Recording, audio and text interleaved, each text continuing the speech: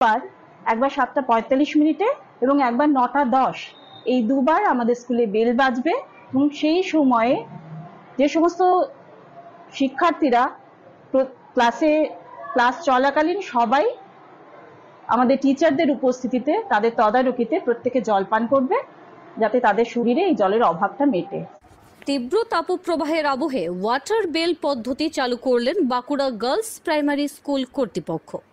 School কর্তৃপক্ষের তরফে জানানো হয়েছে সকাল 7:45 ও 9:10 বেল বাজার সঙ্গে সঙ্গে সমস্ত ছাত্রীরা নিজেদের সঙ্গে থাকা জলের বোতল থেকে জল খাবে, আর এই বিষয়টি দেখভাল করবেন স্কুলের শিক্ষকরা।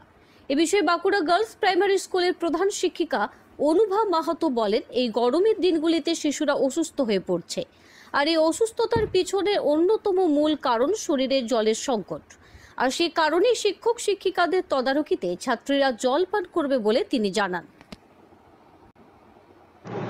আজকে আমাদের স্কুলে জল খাবার বেল বাজছিল, কারণ এই গরমে আমাদের খুব জল ডিস্টার্ব হয়। তারপর কি তোমরা সবাই জল খেলেন? হ্যাঁ। ম্যামটা ছিল? হ্যাঁ। কতটা কষ্ট হচ্ছে গরমে? গরমে খুব ঘাম দিচ্ছে। ঘাম দিচ্ছে? হ্যাঁ। জলটা খাওয়ার পর কিছুটা হলেও শান্তি আসছে? হ্যাঁ। কি নাম তোমার? আরাধ্যা দে। আমরা জল খেলাম প্রত্যেকে। কেন জলের প্রয়োজন কতটা? আমাদের জলের প্রয়োজন অনেক, কেন এই গরমে আমাদেরকে জল ছাড়া আমাদের অনেক শরীর থেকে ঘাম বেরিয়ে যায়। হ্যাঁ, কষ্ট হয়। প্রতিদিন কি খেতে বলেছেন ম্যামটা জল? হ্যাঁ। এই ঘন্টা পড়ার সাথে সাথে তোমরা কি খাও? হ্যাঁ। কেমন লাগে একসঙ্গে যখন জল খাও? ভালো। কি নাম তোমার? আমার নাম স্নেহা পাল। আইডিয়াটা এরকম কি উদ্দেশ্য? আপনারা জানেন যে এর আগে উড়িষ্যাতে জলঘণ্টা বা ওয়াটার বেল চালু হয়েছে। আমাদের পশ্চিমবঙ্গেও একই সমস্যা, ক্রমবর্ধমান তাপমাত্রা, এবং আমাদের বাঁকুড়াতে তাপমাত্রা প্রায় 42 ডিগ্রির ওপরে উঠে গেছে। ছোট শিশুদের মধ্যে অসুস্থতার হার অনেক বেশি দেখা যাচ্ছে।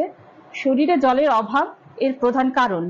সেই জন্য আমরা ঠিক করেছি যে স্কুল চলাকালীন দুবার, একবার 7:45 এবং একবার 9:10 এই দুবার আমাদের স্কুলে বেল বাজবে এবং সেই সময়ে যে সমস্ত শিক্ষার্থীরা ক্লাস চলাকালীন সবাই আমাদের টিচারদের উপস্থিতিতে তাদের তদারকিতে প্রত্যেকে জল পান করবে, যাতে তাদের শরীরে এই জলের অভাবটা মেটে। মাঝখানে আমাদের টিফিন আওয়ার আছে 8:30, সেই সময় তো বাচ্চারা জলপান করছেই, তাই এই শারীরিক সমস্যা থেকে আমরা কিছুটা হলেও তাদের দূরে রাখতে পারবো আশা করছি।